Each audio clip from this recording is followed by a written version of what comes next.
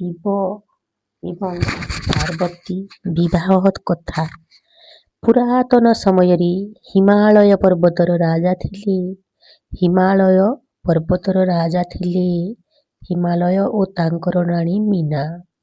ସେମାନଙ୍କର ଘରେ ଜନ୍ମ ହେଲା ଏକ ଦିବ୍ୟ କନ୍ୟା, ଯାହାର ନାମ ଥିଲା ପାର୍ବତୀ।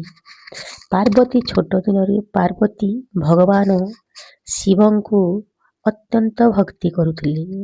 ସେ ସମୟରେ ଭଗବାନ ଶିବ ଗଭୀର ତପସ୍ୟାରେ ଲୀନ ଥିଲେ। ଦେବତାମାନେ ଚାହୁଁଥିଲେ ଯେ ଶିବ ଓ ପାର୍ବତୀଙ୍କର ବିବାହ ହେଉ, କାରଣ ଏହା ଦୁନିଆରେ ମଙ୍ଗଳ ପାଇଁ ଆବଶ୍ୟକ ଥିଲା।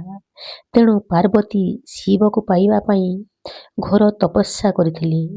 ବର୍ଷ ପରି ବର୍ଷ ଉପବାସ କରି ସେ ଧ୍ୟାନ କରି ଶିବକୁ ଆରାଧନା କରୁଥିଲେ। ପାର୍ବତୀଙ୍କର ଅତ୍ୟନ୍ତ ଭକ୍ତି ଓ ତପସ୍ୟା ଦେଖି ଶେଷରେ ଭଗବାନ ଶିବ ପ୍ରସନ୍ନ ହେଲେ ଏବଂ ତାଙ୍କୁ ବିବାହ କରିବାକୁ ସ୍ୱୀକାର କଲେ। ତପସ୍ୟା କରିବାକୁ ଶେଷରେ ଭଗବାନ ଶିବ ପ୍ରସନ୍ନ ହେଲେ ଓ ତାଙ୍କ ବିବାହ କରିବାକୁ ସ୍ୱୀକାର କଲେ। ତାପରେ ହିମାଳୟ ପର୍ବତରେ ବହୁତ ଧୁମଧାମରେ ଶିବ ପାର୍ବତୀଙ୍କର ବିବାହ ହେଲା।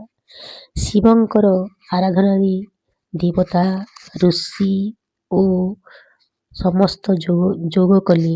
ବିବାହ ସମୟରେ ସମସ୍ତେ ଦେବତା ଏହି ଦିବ୍ୟ ଯୁଗଳଙ୍କୁ ଆଶୀର୍ବାଦ କଲେ। ଦିବ୍ୟ ଯୁଗଳ ଅର୍ଥ ଶିବ ପାର୍ବତୀ। ଏହି ପବିତ୍ର ବିବାହ ଦ୍ୱାରା ସଂସାରରେ ଶକ୍ତି ଓ ଶିବଙ୍କର ଏକତା ସ୍ଥାପିତ ହେଲା।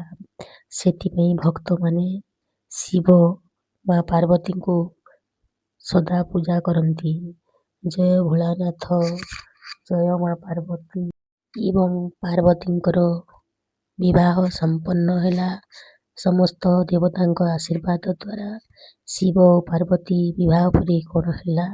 ଶିବ ଓ ପାର୍ବତୀଙ୍କର ବିବାହ ପରେ ସମସ୍ତ ଦେବତା ବହୁତ ଖୁସି ହେଲେ ଓ ସମସ୍ତେ ତାଙ୍କୁ ଆଶୀର୍ବାଦ କରି ବିବାହ ପରେ ଭଗବାନ ଶିବ ଓ ପାର୍ବତୀ ତାଙ୍କ ବିବାହ ପରେ ସମସ୍ତ ଦେବତା ବହୁତ ଖୁସି ହେଲେ ଓ ସମସ୍ତେ ତାଙ୍କୁ ଆଶୀର୍ବାଦ କଲେ। ସେଠାରେ ଦୁହେଁ ଭଗବାନ ଶିବ ପାର୍ବତୀଙ୍କୁ ନେଇ ତାଙ୍କ ଦିବ୍ୟ ନିବାସ ଜଗତକୁ ଆଶୀର୍ବାଦ ଦେଉଥିଲେ। କୈଳାସ ପର୍ବତକୁ ଯାଇଥିଲେ। ସମୟ ପରେ ସେଠାରେ ଦୁହେଁ ଶାନ୍ତିରେ ବସି ଧ୍ୟାନ କରୁଥିଲେ ଓ ସମସ୍ତ ଭଗବାନଙ୍କୁ ଆଶୀର୍ବାଦ ଦେଉଥିଲେ।